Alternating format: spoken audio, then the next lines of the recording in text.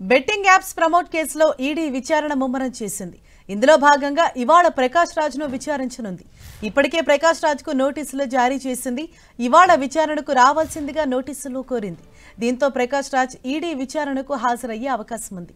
Betting apps ప్రమోషన్పై Prakash రాజ్ను ED అధికారులు ప్రశ్నించనున్నారు. ప్రకాష్ రాజ్ గతంలో jungle రమ్మే యాడ్లో నటించారు. ఆ యాప్ను ప్రమోట్ చేశారు. దీంతో ఆయన్ను ఈడీ విచారించాలని డిసైడ్ అయింది. మొత్తం 36 బెట్టింగ్ యాప్స్ను సెలబ్రిటీలు ప్రమోట్ చేసినట్లు ఈడీ గుర్తించింది.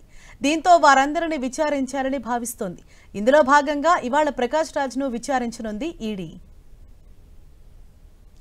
ఇదే విషయంపై మరింత సమాచారం మా ప్రతినిధి సునీల్ మనకు అందిస్తారు.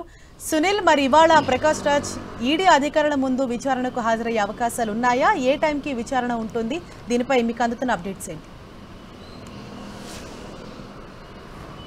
దేశవ్యాప్తంగా తీవ్ర దుమారం రేపుతున్నటువంటి బెట్టింగ్ యాప్స్ ప్రమోషన్స్ కేసులో ఇప్పుడు ఎన్ఫోర్స్మెంట్ డైరెక్టరేట్ అధికారులు దూకుడు పెంచారు. ఇప్పటికే మనం చూడొచ్చు, దాదాపు 29 మంది సినీ సెలబ్రిటీలతో పాటు కొంతమంది బుల్లితెర నటులు, మరోవైపు కొంతమంది యూట్యూబర్స్ పైన ఈడీ అధికారులు ఈసీఐఆర్ కింద ఎన్ఫోర్స్మెంట్ కేస్ ఇన్ఫర్మేషన్ రిపోర్ట్ కింద కేసు నమోదు చేసుకుంటుంది. దీంతో పాటు వారందరికీ కూడా విడతల వారీగా నోటీసులు ఇచ్చి విచారించాలని భావిస్తుంది. అయితే ప్రధానంగా తెలంగాణ రాష్ట్రంలో బెట్టింగ్ యాప్ వల్ల చాలామంది యువత, ముఖ్యంగా చాలామంది యువకులు అర్ధాంతరంగా చనిపోతున్నటువంటి నేపథ్యంలో తెలంగాణ రాష్ట్ర పోలీస్ శాఖ బెట్టింగ్ యాప్స్లపై అనేక కేసులు కూడా నమోదు చేస్తుంది.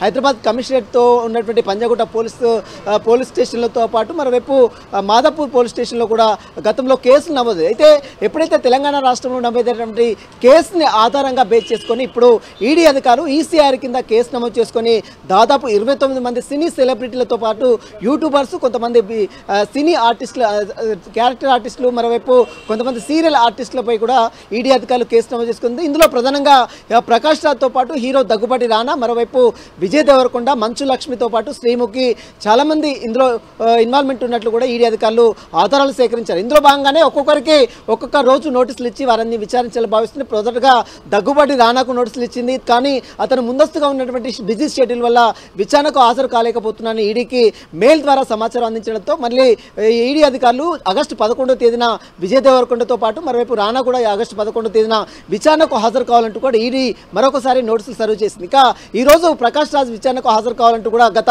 10 రోజుల క్రితమే ఈడీ అధికారులు నోటీసులు సర్వ్ చేసిన జరిగింది. ప్రకాష్ రాజు జంగిల్ రమ్మే అనేటువంటి ఒక యాప్లో ఇతను అడ్వర్టైజ్మెంట్ ఇచ్చాడు, బెట్టింగ్ యాప్ ప్రమోషన్ చేశాడు.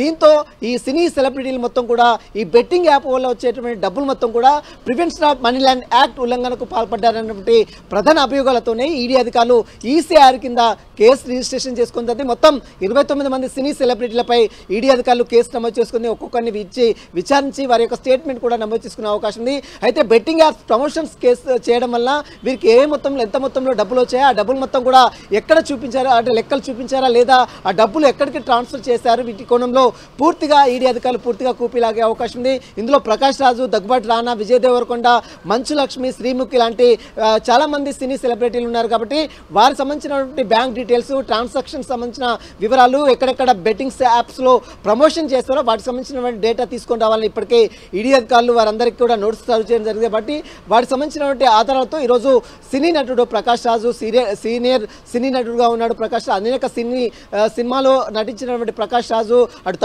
అదేవిధంగా తెలుగు, కన్నడ చిత్రంలో అనేక రంగాల్లో రాణించినటువంటి ప్రకాష్ రాజు ఈరోజు ఈడీ విచారణకు హాజరయ్యే అవకాశం ఉంది. ఉదయం 11 గంటల ప్రాంతంలో ఈడీ విచారణకు హాజరు కావాలని ఈడీ అధికారులు నోటీస్ సర్వ్ చేశారు. కాబట్టి మరి ప్రకాష్ రాజు ఈడీ విచారణకు వస్తారా లేదా అనేది మాత్రం మరి కాసేపట్లోనే ఒక క్లారిటీ కూడా వచ్చే అవకాశం ఉంది. Thank you Sunil.